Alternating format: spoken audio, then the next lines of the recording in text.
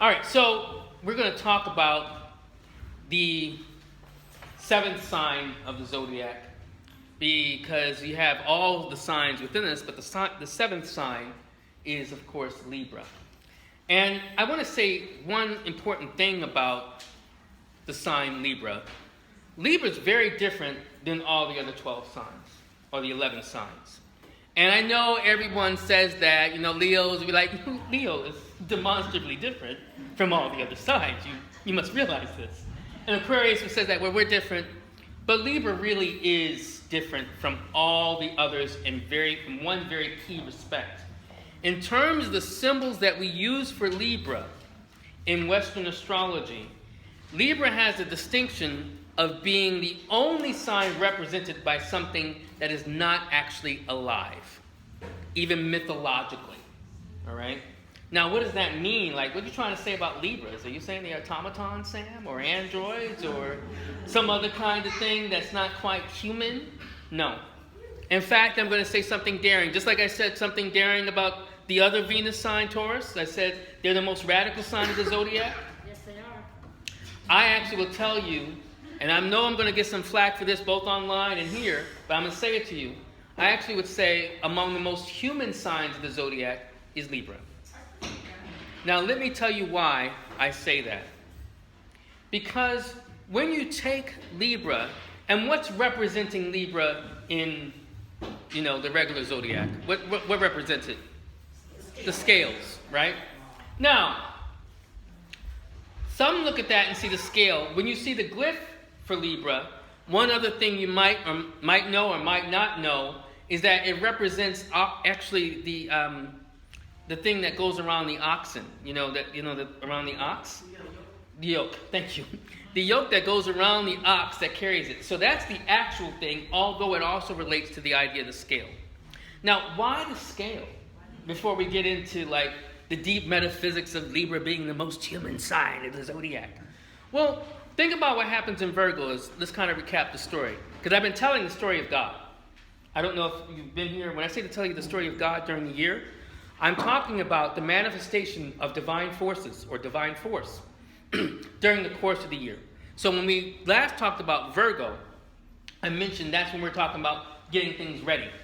Preparation, the harvest, kind of getting and winnowing and going through separating the wheat from the chaff, right?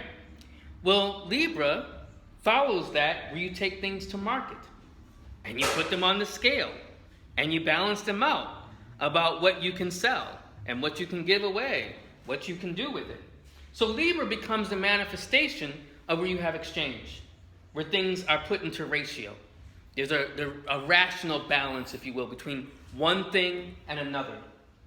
And that's very key into understanding what Libra is about, because Libra is often associated with balance.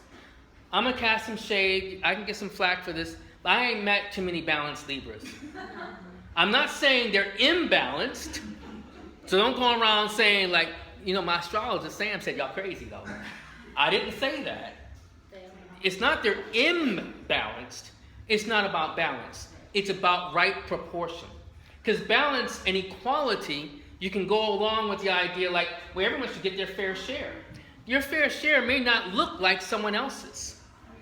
What's in proportion and what's right for you, and what's in proportion to a particular thing, something might be slightly off, doesn't have to be completely even Steven in order for it to be fair or proportionate. So Libra represents that moment of dealing and actualizing ratio.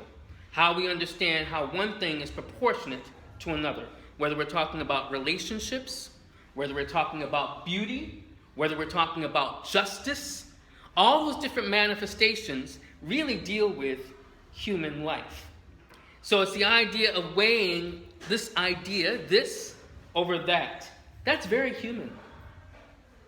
Most other creatures on our planet don't, if any, weigh things quite in that proportion in dealing with ratio. And when I say the most human, it is appealing to the idea of the intellect. But we can go deeper. Because Libra, as much as we talk about being rational and dealing with ratio, really is dealing with the human heart. It is the balance point between the human heart and the human mind. So that's why one of the key symbols, Ma'at, is one of the ideas. Ma'at is the goddess that deals with proportion and rationality from Kemet, from ancient Egypt, and how one thing is weighed. And so the idea is that you balance your heart against a feather. Why? So that your heart is lighter than a feather. Your mind is used in order to excavate and clean and lighten your heart. And that becomes very critical, because if you have a heavy heart, that means you're weighed down by things that don't belong to you. And you've taken on more things than you should. Saturn, the planet, that's associated with heaviness, with how we deal with gravitas and deeper means of understanding, is exalted in the sign of Libra. And the reason why he is exalted is because Saturn comes around in your life, whether he's in Libra or not, to ask a very profound question. Is your heart lighter than a feather?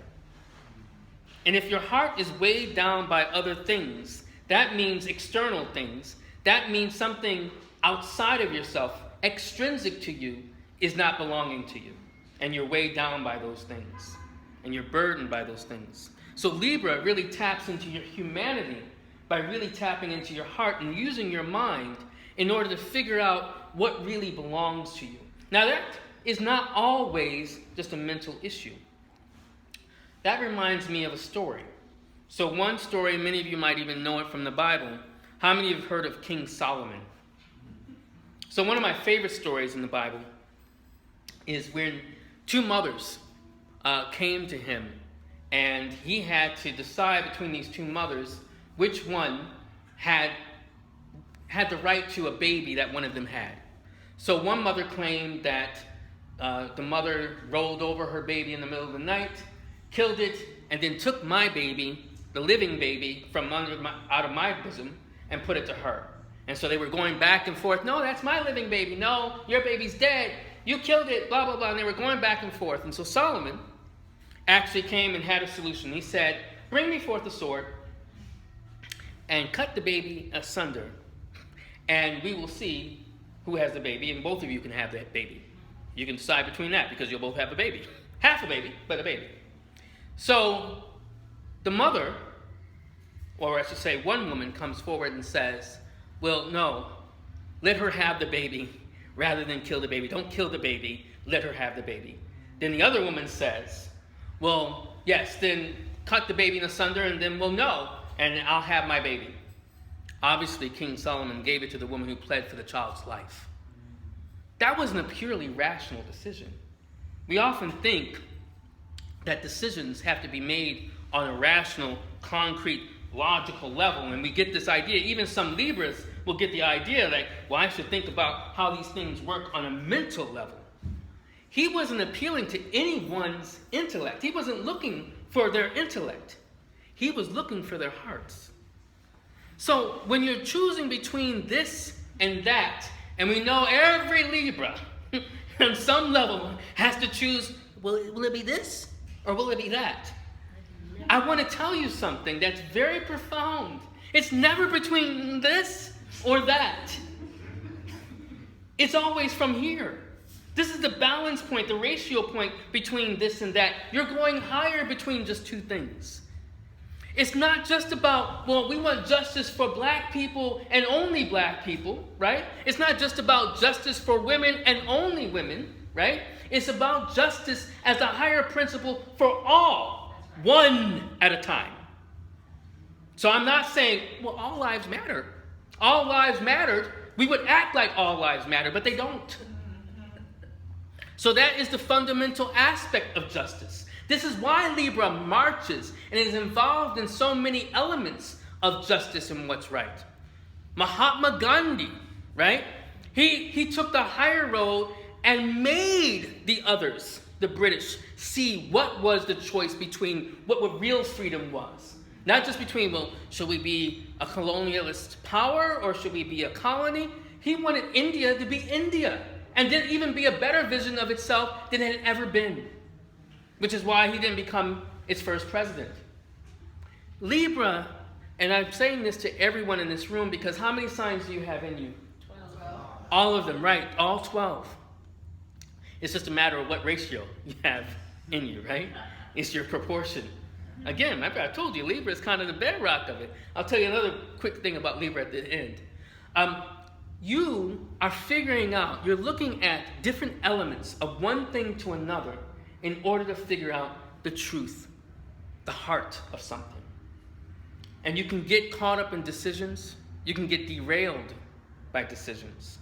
But the real decision is never just between one thing or another. It's where your heart lies. And you use your mind to cut away the things that don't belong in your heart, to kind of sear them away. Because it brings up a final story I'm going to say to you or share. So, you know, Libra is not only one of the most human signs of the zodiac. Do you know it's perhaps one of the newest signs of the zodiac? Did you know that? And it ain't Ophiuchus, okay? The supposed 13th sign that people like to throw up and like, well, I heard there's 13 signs. Astrologers have known about Ophiuchus for 2,000 years. Now, Libra, the actual scales that we talked about, once belonged to the sign of Scorpio. So it was the claws of Scorpio.